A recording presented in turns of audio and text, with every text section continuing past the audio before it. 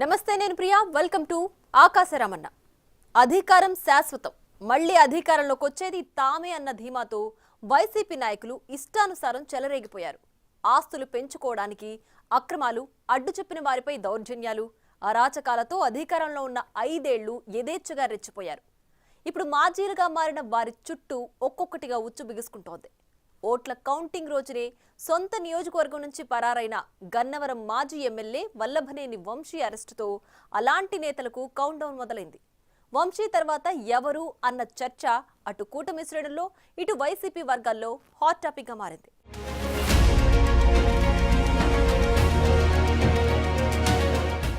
దాడులు చేయించటం, తిరిగి బాధితులపైనే కేసులు పెట్టించటం, నమ్మించి మోసం చేయటం. గన్నవరం మాజీ ఎమ్మెల్యే వల్లభనేని వంశీకి పుట్టుకతో వచ్చిన విద్య అన్న విమర్శలున్నాయి. 1997లో హైదరాబాద్ రామానాయుడు స్టూడియో వద్ద పరిటాల రవీంద్రపై హత్యాయత్నం తరువాత రవి అనుచరుడిగా చేరిన వల్లభనేని వంశీ ఆయనకు నమ్మకద్రోహం చేసి తన్నులు తిని రాయలసీమ నుంచి బహిష్కృతుడయ్యారు. పరిటాల రవి మరణానంతరం కొడాలి నానితో ఉన్న సాన్నిహిత్యంతో జూనియర్ ఎన్టీఆర్ ద్వారా రికమెండేషన్ చేయించుకుని టీడీపీ ద్వారా పొలిటికల్ ఎంట్రీ ఇచ్చారు. 2009 ఎన్నికల్లో మొదటిసారి విజయవాడ ఎంపీగా పోటీ చేసి ఓడిపోయిన వంశీకి తరువాత చంద్రబాబు నాయుడు గన్నవరం ఎమ్మెల్యే అభ్యర్థిగా అవకాశమిచ్చారు. అక్కడ్నుంచి 2 సార్లు టీడీపీ ఎమ్మెల్యేగా గెలిచిన వల్లభనేని వంశీ రెండోసారి గెలిచాక అదే కొడాలి నాని అండతో వైసీపీలో చేరి పెద్ద కథలే నడిపించారు. అందుకే వంశీ గురించి ముందు నుంచి తెలిసిన వారెవ్వరూ ఆయన్ను నమ్మరన్న ప్రచారముంది. ఇటీవల గన్నవరం టీడీపీ కార్యాలయంపై దాడి కేసులో కేసు పెట్టిన వ్యక్తితోనే దాన్ని నీరుగారేలా చేసి తాను తప్పించుకోవాలని కుట్ర పన్నారు. కానీ అది ఆయనకే బూమరాంగ్ అయింది.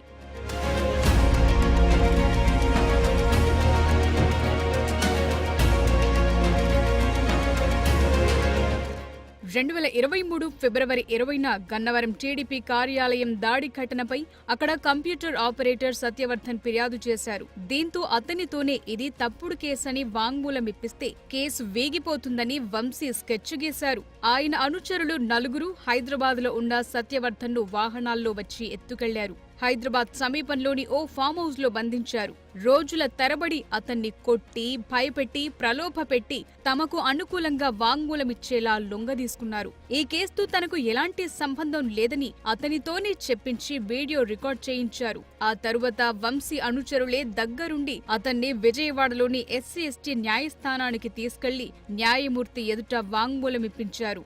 ముందే రికార్డ్ చేయించిన వీడియోను కూడా కోర్టుకు సమర్పించారు. తరువాత సత్యవర్ధన్ను తమ వాహనంలో తీసుకెళ్లిపోయారు.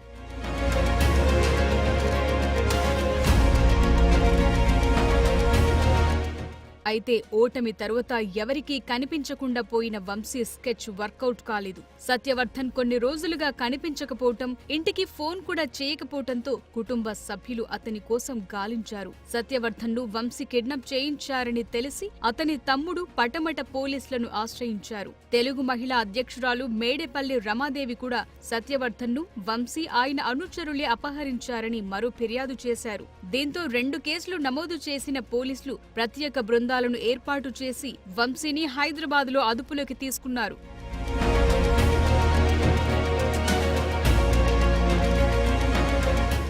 జగన్ హయాంలో టీడీపీ ఆఫీసులపైన, చంద్రబాబు ఇంటిపైన దాడులకు పాల్పడిన వారంతా ఉమ్మడి కృష్ణా జిల్లాకు చెందిన వైసీపీ నేతలే అవ్వటం గమనార్హం. గన్నవరం మాజీ ఎమ్మెల్యే వల్లభనేని వంశీమోహన్ తో పాటు మాజీ మంత్రులైన జోగి రమేష్, పేర్ని నాని, కొడాలి నాని, వెల్లంపల్లి శ్రీనివాసరావుతో పాటు దేవినేని అవినాష్ సాగించిన అడ్డగోలు వ్యవహారాలు అన్ని ఇన్ని కావన్న విమర్శలున్నాయి. ఆ క్రమంలో గన్నవరం మాజీ ఎమ్మెల్యే వల్లభనేని వంశీమోహన్ తాజాగా అరెస్టయ్యారు. గతంలో చంద్రబాబు కుటుంబంపై వంశీ ఎన్నో వ్యక్తిగత దూషణలు చేశారు.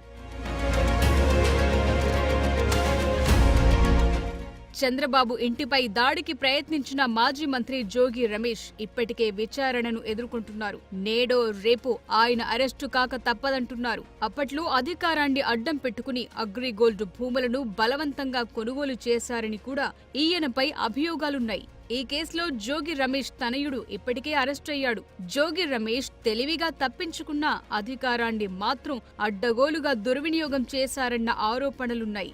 మంగళగిరిలోని టీడీపీ కేంద్ర కార్యాలయంపై దాడులకు పాల్పడిన తరుణంలోనే చంద్రబాబు ఇంటిపై కూడా దాడి చేయటానికి జోగి రమేష్ సారథ్యం వహించారన్న ఆరోపణలున్నాయి. ఈ కేసులో కూడా జోగి తప్పించుకునే పరిస్థితి లేదంటున్నారు.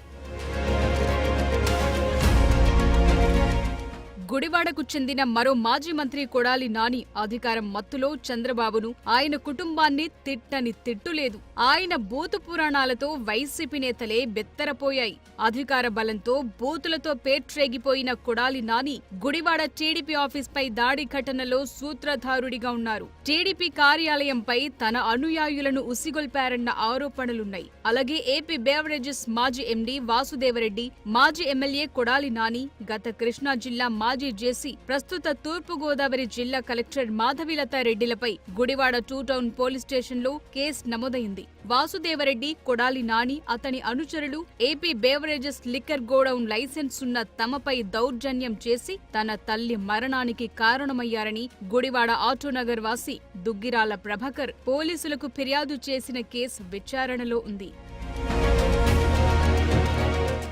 అలాగే తాజాగా వార్డు వాలంటీర్ల ఫిర్యాదు మేరకు మాజీ మంత్రి కొడాలి నానిపై మరో కేసు నమోదైంది. తమను వేధించి బలవంతంగా రాజీనామా చేయించారని వాలంటీర్లు పోలీసులకు ఫిర్యాదు చేశారు. మాజీ మంత్రి కొడాలి నాని, ఆయన సన్నిహితుడు దుక్కిపాటి శశిభూషణ్, గుడివాడ పట్టణ వైసీపీ అధ్యక్షుడు గొర్ల శ్రీను, మరో 2 వైసీపీ నేతలపై 447, 506, R/W34 ఐపీసీ సెక్షన్ల కింద గుడివాడ 1 టౌన్ పోలీసులు కేసు నమోదు చేశారు. ఇలా పలు కేసులు ఎదుర్కొంటున్న గుడివాడలో అడ్రస్ లేకుండా పోయిన మాజీ ఎమ్మెల్యే కొడాలి నాని ఓటమి తరువాత మీడియా ముందుకు కూడా పెద్దగా రావటం లేదు. కొత్తగా ట్వీట్లు పెడుతూ ప్రభుత్వంపై విమర్శలు గుప్పిస్తూ టీడీపీ నేతలకు టార్గెట్ అవుతున్నారు. రాష్ట్రంలో రెడ్ బుక్ పాలనకు వల్లభనేని వంశీ అరెస్ట్ ఓ ఉదాహరణ అంటూ తాజాగా ట్వీట్ పెట్టి తన అభద్రతా భావాన్ని చాటుకున్నారు. వంటకాడాలు కూడా భాష మాట్లాడిన అతను ఇవాళ ట్వీట్లు చేయటం వల్ల సమాజం హర్షిస్తుందని నేను భావిస్తున్నాను. అతను అధికారంలో ఉన్నప్పుడు విర్రవీగి చంద్రబాబు నాయుడు గారిని విమర్శించి ఏది పడితే అది మాట్లాడి అతని స్థాయిని అతను తగ్గించుకున్నాడు తప్ప చంద్రబాబు గారికి ఏం నష్టం జరుగుతుంది. చంద్రబాబు నాయుడు గారి కుప్పంలో గెలిస్తే బూట్లు పాలిష్ చేస్తారు. అవి మీరు అడగాల్సిన అవసరం ఉంది. అది మీరు ఎక్కడ అడుగుతారని అతను ట్వీట్ చేసి ఉంటాడు. తన ట్విట్టర్ అకౌంట్ నుంచి ట్వీట్ చేయడం కారణం అదని నేను భావిస్తున్నా. నువ్వు వచ్చి ఫైట్ చేయొచ్చు కదా, నిన్ను ఎవరు వద్దన్నారు? జగన్మోహన్ రెడ్డి గారికి అధికారంలో ఉన్నప్పుడు నువ్వు మాట్లాడినవన్నీ రాష్ట్ర ప్రజలు గమనించారు. గత 8 మాసాలుగా నువ్వేమీ మాట్లాడలేదు కూడా గమనించారు. ఇప్పుడు ట్వీట్లు ఎందుకు డైరెక్ట్గా మీడియా సమావేశానికి వచ్చి మాట్లాడితే బాగుంటుందని నేను నానికి కూడా హితో పలుకుతున్నా. అతను ఇంతకుముందు మాట్లాడినప్పుడు మాట్లాడితే కనీసం వైసీపీ సైడ్లో హర్షిస్తాయి. ఇతను ఫైటర్ అని తెలుగుదేశం పార్టీ అధికారంలో ఉన్న వైఎస్ఆర్ కాంగ్రెస్ పార్టీ అధికారంలో ఇట్టాగే మాట్లాడాడు.